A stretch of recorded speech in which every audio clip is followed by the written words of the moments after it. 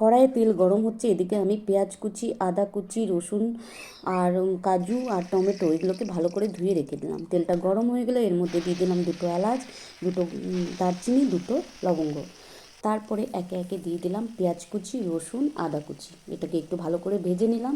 এগুলোকে সব পেস্ট করতে হবে। তারপরে দিয়ে দিলাম এটার মধ্যে কাজুটাকেও লাল লাল ভেজে নিয়ে এখন লাল লাল টমেটোটাকেও দিয়ে দেবো। হালকা ভাজার পরে এগুলোকে পেস্ট করার জন্য রেখে দিলাম। এদিকে পনিরটাকে গরম করে নিলাম। তারপরে এটা পেস্ট হতে থাকলো। আমি একটা কড়াইয়ের মধ্যে কিছুটা বাটার নিয়ে আবার কিছুটা পেঁয়াজ ভাজলাম। ভেজে ওর মধ্যে সেই মিশ্রণটাকে ঢেলে দিলাম।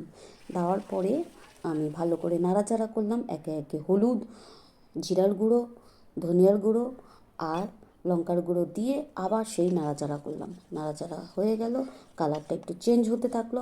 দিয়ে দিলাম অল্প জল। জল দেওয়ার পরে দিয়ে দিলাম একটুখানি লবণ স্বাদ অনুসারে। তারপরে নাড়াচাড়া করলাম। এবার দিয়ে দিলাম 2 চামচ বাটার। বাটার দেওয়ার পরে দিয়ে দেবো ফ্রেশ ক্রিম। ফ্রেশ ক্রিমটা দেওয়ার পরে কালারটা চেঞ্জ হয়ে গেল। নাড়াচাড়া করতে থাকলাম। নমস্কার, আমি টুম্পা সরকার। যদি আমার ভিডিওটা ভালো লাগে লাইক, কমেন্ট আর শেয়ার অবশ্যই করবে। দেখো এদিকে তোমাদের সাথে গল্প করতে করতে পনিরটাও দিয়ে দিলাম। তৈরি হয়ে গেল আমার বাটার পনির মশলা। তো যারা নতুন দেখছো তারা অবশ্যই ফলো করবে। আর নামানোর আগে একটু গরম মশলা দিয়ে দিবে যাতে স্বাদটা একটু ভালো আসে। এবার গরম গরম পনির বাটার মশলা খেয়ে নাও, রুটি দিয়ে বা পরোটা দিয়ে বা লুচি দিয়ে, যা ইচ্ছা তাই দিয়ে খেতে পারবে। নমস্কার।